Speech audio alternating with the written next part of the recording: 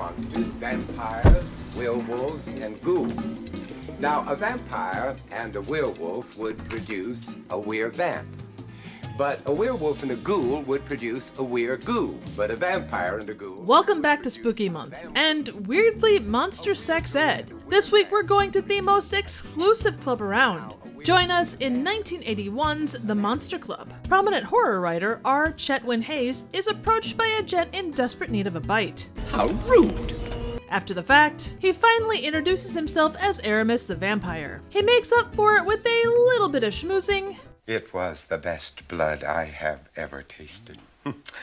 And from such a noble source. And an invite to an exclusive club. It's called the Monster Club. We're met with a posh setting and a wide variety of humanoid creatures, including Wolfgang, who attempts to take a bite out of Hayes while getting their drink orders. The discussion turns to food. And it becomes more difficult constantly.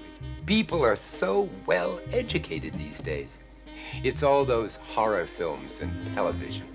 And monster genealogy. A were-ghoul and a were-vamp would produce a shaddy. Now, a were-ghoul and a vamp-ghoul would produce a maddie. Which sounds like beatnik poetry directly out of Bucket of Blood. Where are John, Joe, Jake, Jim, Jerk? Dead. To further explain these creatures and their unique points, Aramis tells Hayes a series of tales, starting with that of the Shadmog and his devastating whistle. A set of thieves attempt to rob a wealthy recluse by answering a classified ad, giving them access to the space and the man. Mr. Raven falls for Angela, and after asking for her hand in marriage, holds a fancy dress engagement party to celebrate. She sneaks away to crack the safe, but is caught in the act. Her other motivation discovered, she's repulsed by Raven's appearance, and she learns why you never want to hear the whistle of a Shadmock. Hayes and Aramis enjoy the musical stylings of a very intense singer before being introduced to a vampire film producer. Well, aren't they all? Who shows a fictionalized version of his childhood, with all the things you'd expect from a normal English home: loving stay-at-home mom, and a dad that sleeps in the basement all day long. After being bullied, Lentum is rescued by a pastor named Pickering, who may have alternative motives in his violin case. Lentum wanders into the basement on Pickering's suggestion and discovers his dad is a vampire. He runs away, falling into the waiting arms of Pickering, who is actually part of... We are the B Squad, Sonny. The Bleeny. Special branch concerned with blood crimes. Just try saying that 3 times fast. They go back into the basement to kill the vamp.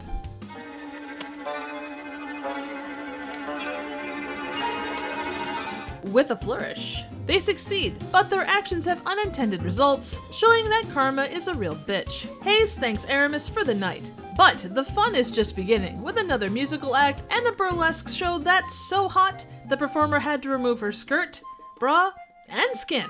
Then comes a cheeky line that reminds me why I love Vincent Price so much. Beautiful bones, don't you think? Humgoos are the subject of the final tale. A film director goes to scout a spooky location and wrongly decides to turn left at Hillington, and further wrongly decides to drive into a suddenly thick fog bank. He ends up in an abandoned village full of very pale people who have an unnatural interest in him. He is treated to village-level hospitality by a young Humgoo named Luna. She reveals he's next on the menu for her ghoul relatives, and they escape using a large cross. Will they escape, or is he up next on the ghoul grill? Before the night ends, Aramis puts Hayes up for membership in the Monster Club in a brilliant speech that explains why humans deserve to be classified in with monsters. And if you stick around for no other reason, it's worth it to hear Aramis say, Booby traps. 1981's Monster Club was directed by Roy Ward Baker, with Vincent Price, John Carradine, and Donald Pleasence leading a pretty notable cast. The movie was based off real-life author R. Chetwynd-Hayes' anthology of the same name.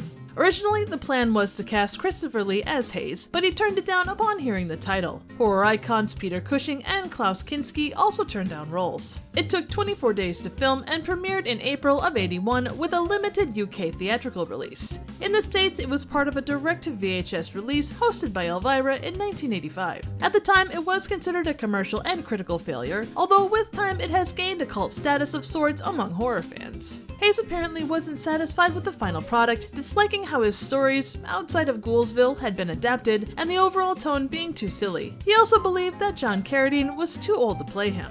I I was introduced to the Monster Club by friend and fellow reviewer TYTD Reviews, and I was amazed that I hadn't seen it. It's quite campy and fun while highlighting some of the horror masters of the era. The stories are all pretty light in tone, and the music is catchy as hell. The stripping skeleton and Price explaining monster genealogy will never cease to make me smile, and it's still a highlight to watch Price and Carradine dance the way men of a certain age do at the end of the movie. Overall, Monster Club is good for a wide range of audiences, but it has those little cheeky moments that UK horror does so well. This is definitely on the light end of the horror spectrum, but it's worth adding to your Halloween viewing list if you're into anthologies or just a lover of Price. So what do you think? Suggestions for movies, trivial questions, comments, ratings, and a whistle that can melt someone's face off would be appreciated. Thank you so very much for watching.